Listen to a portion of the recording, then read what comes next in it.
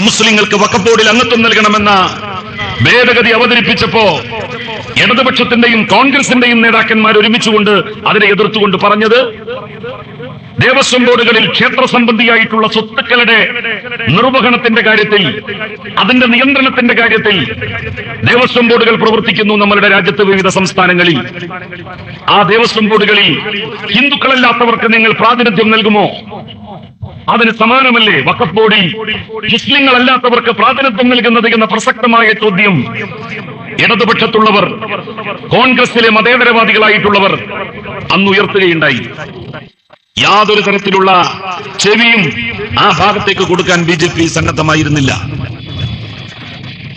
കേരളത്തിൽ വഖഫ് സ്വത്തുക്കൾ സംരക്ഷിക്കപ്പെട്ടിട്ടുണ്ട് എല്ലാ കാലഘട്ടങ്ങളിലും. അതിന്റെ സംരക്ഷണം ഏറ്റവും ഉറപ്പുവരുത്താൻ കഴിഞ്ഞിട്ടുള്ളത് ഇടതുപക്ഷ സർക്കാരുകൾക്കാണ്. എനിക്കറിയാം, ഞാൻ വഖഫിന്റെ ചുമതല വഹിച്ചിരുന്ന മന്ത്രിയായിരുന്ന സമയത്താണ് ഒന്നാം പിണറായി സർക്കാരിന്റെ കാലത്ത് ഇക്കാലമത്രയും നടക്കാത്ത വഖഫ് സ്വത്തുക്കളുടെ സർവേ ആരംഭിച്ചതും അതിന്റെ 90% പൂർത്തിയാക്കിയതും. വഖഫ് സ്വത്തുക്കളുണ്ടോ എന്നുള്ളതിനെ സംബന്ധിച്ച് യാതൊരു തരത്തിലുള്ള അറിവും പലർക്കും ഉണ്ടായിരുന്നില്ല. മുസ്ലിം ലീഗിന്റെ പ്രാദേശിക നേതാക്കന്മാർ, സമ്പന്നന്മാരായിട്ടുള്ള ആളുകൾ, അവരൊക്കെ തന്നെ കണ്ണായ സ്ഥലങ്ങളിലെ വഖഫ് ഭൂമികൾക്ക് തുച്ഛമായ വാടക കൊടുത്ത് അവിടങ്ങളിൽ വലിയ ബിസിനസ് സംരംഭങ്ങൾ നടത്തി വരികയായിരുന്നു. അത് മുഴുവൻ പിടിച്ചെടുത്ത് വീണ്ടും ടെൻഡർ ചെയ്യണം, അങ്ങനെ കിട്ടുന്ന പണം മുഴുവൻ ന്യൂനപക്ഷ ജനവിഭാഗത്തിന്റെ ക്ഷേമത്തിനായിട്ട് ഉപയോഗിക്കണം എന്നുള്ളതായിരുന്നു അന്ന് വിഭാവനം ചെയ്തത്. നായനാരുടെ കാലത്ത് നിയമിതനായ നിസാർ കമ്മീഷൻ കേരളത്തിൽ അനാഥമായി പോകുന്ന വഖഫ് സ്വത്തുക്കൾ മുഴുവൻ സംരക്ഷിക്കണമെന്ന് ശക്തമായി അഭിപ്രായപ്പെട്ടു. അത് തുടർന്നാണ് വഖഫ് സ്വത്തുക്കളുടെ സർവേ നടത്താൻ വേണ്ടി ഒന്നാം പിണറായി സർക്കാർ തീരുമാനിച്ചത്. ജില്ലാ കളക്ടർമാരുടെ നേതൃത്വത്തിൽ വഖഫ് സർവേറെ വെച്ചു. വഖഫ് സ്വത്തുക്കൾ എല്ലാ ജില്ലകളിലും അതിന്റെ സർവേ പൂർത്തിയാക്കി, റെക്കോർഡാക്കി. ഇടതുപക്ഷ സർക്കാരിന് അങ്ങനെ ചെയ്യേണ്ടിയിരുന്നില്ലല്ലോ. മുസ്ലിങ്ങളുടെ കാര്യത്തിൽ ഒരു താല്പര്യവും സർക്കാർ ഇന്നില്ലായിരുന്നു എങ്കിൽ എന്തിന് അത്തരമൊരു ഉദ്യമത്തിന് സർക്കാർ മുതിർന്നു? ലീഗിന്റെ നേതൃത്വത്തിൽ ചെയ്യേണ്ട കാര്യമായിരുന്നില്ലേ അത്? എന്തേ അവരത് ചെയ്തില്ല? പല ദർഗകളോടനുബന്ധിച്ചും പല വഖഫ് സ്വത്തുക്കളോടനുബന്ധിച്ചും പ്രതിക്കൂട്ടിൽ നിൽക്കുന്നത് മുസ്ലിം ലീഗിന്റെ മുതിർന്ന നേതാക്കന്മാരാണ്. ഈ കണ്ണൂർ ജില്ലയിൽ വരെ തളിപ്പറമ്പിൽ 100 കണക്കിന് ഏക്കർ സ്ഥലം വഖഫ് സ്വത്ത് വകമാറ്റി ചെലവഴിക്കുകയും വിറ്റഴിക്കുകയും ചെയ്തു എന്നുള്ള ആക്ഷേപം ഉയർത്തപ്പെടുകയുണ്ടായിട്ടുണ്ട്. സംസ്ഥാനത്ത് ലീഗുകാരാണ്. അതുകൊണ്ട് തന്നെ ഓരോ 5 വർഷം സർക്കാരുകൾ മാറി മാറി വരുമ്പോഴും മുസ്ലിം ലീഗിന് ഈ 5 വർഷത്തിൽ എന്തെങ്കിലും തരത്തിലുള്ള തീരുമാനങ്ങൾ ഇടതുപക്ഷ സർക്കാർ എടുത്താൽ തൊട്ടടുത്ത 5 വർഷം അതിനെ ദുർബലമാക്കുക എന്നുള്ള നയമാണ് അവർ സ്വീകരിച്ചു പോന്നിരുന്നത്. അതിൽ നിന്ന് ഭിന്നമായി രണ്ടാം പിണറായി സർക്കാർ അധികാരത്തിൽ വന്നപ്പോൾ അതിന് തുടർ നടപടികളുണ്ടായി. അതോടുകൂടി കോടിക്കണക്കിന് രൂപയുടെ വഖഫ് സ്വത്തുക്കൾ വഖഫ് ബോർഡിന്റേതായി മാറി. പുത്തൻപള്ളി ജാറത്തോടനുബന്ധിച്ച വലിയ കെട്ടിടങ്ങളിൽ വരെ 100 രൂപക്കും 150 രൂപക്കും വാടക കൊടുത്ത് പലരും കച്ചവടം നടത്തിയിരുന്നത് അവസാനിപ്പിച്ചു. ഞങ്ങളത് റീടെൻഡർ ചെയ്തു. ലക്ഷക്കണക്കിന് രൂപയുടെ വർധനവാണ് ആ റീടെൻഡറിൽ ഉണ്ടായത്. ഞങ്ങളാരും ഞങ്ങളുടെ വീട്ടിലേക്കോ പാർട്ടി ഓഫീസിലേക്കോ അല്ല അധികമായി കിട്ടിയ എമൗണ്ട് കൊണ്ടുപോയത്. ആ എമൗണ്ട് മുഴുവൻ കേരളത്തിലെ മുസ്ലിം ന്യൂനപക്ഷത്തിന്റെ ഉദ്ധാരണത്തിന് വേണ്ടി, അവരുടെ പുരോഗതിക്ക് വേണ്ടി ചെലവഴിച്ചു. വഖഫ് ബോർഡിന് ഒരുപാട് പദ്ധതികളുണ്ടായി. വഖഫ് ബോർഡിൽ രജിസ്റ്റർ ചെയ്തവർക്ക് പെൻഷൻ മുടങ്ങാതെ കൊടുത്തു. കഴിഞ്ഞ 10 വർഷം 1 മാസമെങ്കിലും കിട്ടാത്തതായിട്ടുണ്ടോ എന്ന് നിങ്ങൾ വഖഫ് ബോർഡിൽ രജിസ്റ്റർ ചെയ്തിട്ടുള്ള അധ്യാപകരോട്, പണ്ഡിതന്മാരോട്, മുസ്ലിയാക്കന്മാരോട് ചോദിച്ചു നോക്കൂ. പാവപ്പെട്ട മുസ്ലിയാക്കന്മാരുടെ മക്കൾക്ക് സർക്കാർ കോട്ടയിൽ MBBS അഡ്മിഷൻ കിട്ടിയാൽ അവരുടെ ഫീസ് മുഴുവൻ വഖഫ് ബോർഡ് കൊടുത്തു.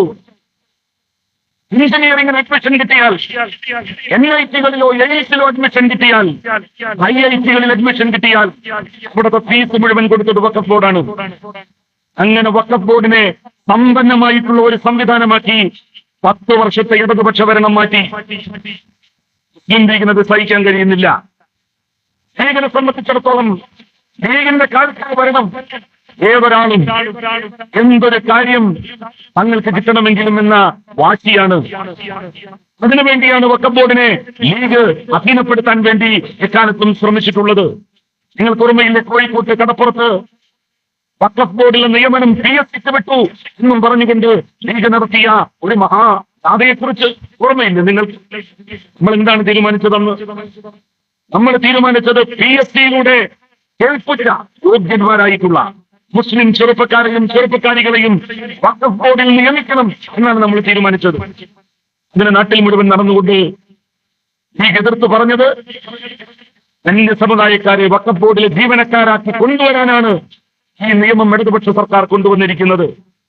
വഖഫിന്റെ മന്ത്രി എന്നുള്ള നിലയിൽ ഒരു ദിവസം എറണാകുളത്തെ വഖഫ് ബോർഡിന്റെ ഓഫീസിൽ ചെന്നപ്പോ അവിടുത്തെ എംപ്ലോയ്മെന്റ് എക്സ്ചേഞ്ചുകളിലൂടെ നിയമനം കിട്ടുന്ന ആളുകളുടെ കെൽപ്പില്ലായ്മ, അവരുടെ പ്രാപ്തിയില്ലായ്മ എനിക്ക് കൂടി ബോധിപ്പിച്ചതാണ്. അതിന്റെ അടിസ്ഥാനത്തിലാണ് അന്ന് നല്ല മികവുറ്റ മുസ്ലിം ചെറുപ്പക്കാരികളും വഖഫ് ബോർഡിൽ ജീവനക്കാരായി വരണം. എങ്കിൽ മാത്രമേ വഖഫ് സ്വത്തുക്കളുടെ സംരക്ഷണം നമുക്ക് ഉറപ്പുവരുത്താൻ വേണ്ടി കഴിയുകയുള്ളൂ. അതല്ലെങ്കിൽ അവിടെ നിൽക്കുന്ന ആളുകൾ വിധേയരായിട്ട് നിൽക്കും, ലീഗിന് വിധേയരായിട്ട് നിൽക്കും. അങ്ങനെ ലീഗിന് വിധേയരായിട്ട് നിൽക്കുന്ന ആളുകളെ കൊണ്ട് അവർക്ക് എന്തും ചെയ്യിക്കാൻ കഴിയും. എന്നാൽ PSC മുഖേന നിയമിക്കപ്പെടുന്നവനെ തൊടാൻ ഒരാൾക്കും പറ്റില്ല, ഒരു ഭരണകൂടത്തിനും കഴിയില്ല, ഒരു വഖഫ് ബോർഡിനും സാധിക്കില്ല. ആ ഒരു നിയമം കൊണ്ടുവരാൻ വേണ്ടി നമ്മൾ ശ്രമിച്ചപ്പോഴാണ് അതിനെതിരായി നിഷ്കളങ്കരായിട്ടുള്ള മുസ്ലിങ്ങളെ കോഴിക്കോട്ട് കടപ്പുറത്ത് ലീഗ് സംഘടിപ്പിച്ചത്. അവർക്ക് വഖഫ് ബോർഡിന്റെ ഉള്ളിൽ അവരനുകൂലിക്കുന്നവർ വേണം. എഴുതാനും വായിക്കാനും അറിയുന്നവരെ എല്ലാവർക്കും ആവശ്യം. അവർക്ക് മയ കുയി എന്നൊക്കെ പറയുന്ന ആളുകൾ ഇത്തരം സ്ഥാനങ്ങളിൽ വരുന്നതാണ്. അതിനുവേണ്ടിയാണ് അവരെ ശ്രമിച്ചത്. നമ്മളുടെ സർക്കാരിന്റെ സമയത്ത്, രണ്ടാം പിണറായി സർക്കാരിന്റെ അവസാന ഘട്ടത്തിൽ വഖഫ് ബോർഡ് പുനഃസംഘടിപ്പിച്ചു. പുതുക്കനായിട്ടുള്ള ഒരു ചെയർമാൻ വഖഫ് ബോർഡിനുണ്ടായി, K. സംസ. അദ്ദേഹം മുമ്പ് മുസ്ലിം ലീഗിന്റെ പ്രവർത്തകനായിരുന്നു. ലീഗിനോട് അഭിപ്രായ വ്യത്യാസത്തിന്റെ പേരിൽ അദ്ദേഹം ലീഗുമായുള്ള ബന്ധം വിച്ഛേദിച്ചു. മതസംഘടനകളുമായി നല്ല ബന്ധം. വഖഫ് ബോർഡുമായി നിരവധി പ്രവർത്തനങ്ങൾ സംഘടിപ്പിച്ച് പരിചയസമ്പന്നനായിട്ടുള്ളയാളാണ് K. സംസ. അദ്ദേഹത്തെ ചെയർമാനാക്കി. രണ്ട് അമുസ്ലിങ്ങളെ ഉൾപ്പെടുത്തണം, ഏറ്റവും ചുരുങ്ങിയത് എന്നുള്ള വ്യവസ്ഥ ഇവിടെ നിർത്തി. അത് പാലിച്ചില്ല. അതല്ലാത്ത മറ്റെല്ലാ വ്യവസ്ഥകളും പാലിച്ച് വഖഫ് ബോർഡ് പുനഃസംഘടിപ്പിച്ചു. K. സംസയുടെ നേതൃത്വത്തിൽ വളരെ ശക്തമായിട്ടുള്ള പ്രവർത്തനങ്ങൾ നടത്തി മുന്നോട്ട് പോവുകയാണ് വഖഫ് ബോർഡ്. ആ ഘട്ടത്തിലാണ് മുസ്ലിം ലീഗിന്റെ നേതൃത്വത്തിലുള്ള സർക്കാർ, വഖഫ് കൈകാര്യം ചെയ്യുന്ന മുസ്ലിം ലീഗിന്റെ മന്ത്രി വഖഫ് ബോർഡ് പിരിച്ചുവിടാൻ വേണ്ടി ശ്രമങ്ങൾ നടത്തിയത്. അതിനെതിരായി ഹൈക്കോടതിയിൽ അവര് അഫിഡവിറ്റ് കൊടുത്തത് കേന്ദ്രത്തിന്റെ പുതിയ വഖഫ് നിയമം അനുസരിച്ചല്ല കേരളത്തിൽ വഖഫ് ബോർഡ് ഉണ്ടാക്കിയിരിക്കുന്നത് എന്നാണ്. കാരണമായിട്ട് പറഞ്ഞത്, രണ്ട് അമുസ്ലിങ്ങളെ ഉൾപ്പെടുത്തണം എന്ന വ്യവസ്ഥ പാലിച്ചിട്ടില്ല. അതുകൊണ്ട് നിലവിലെ വഖഫ് ഭേദഗതി നിയമത്തിന് വിരുദ്ധമാണ് ഈ പുനഃസംഘടന, നിലവിലെ വഖഫ് ബോർഡ്. അതിനാൽ ആ വഖഫ് ബോർഡ് പിരിച്ചുവിടണം.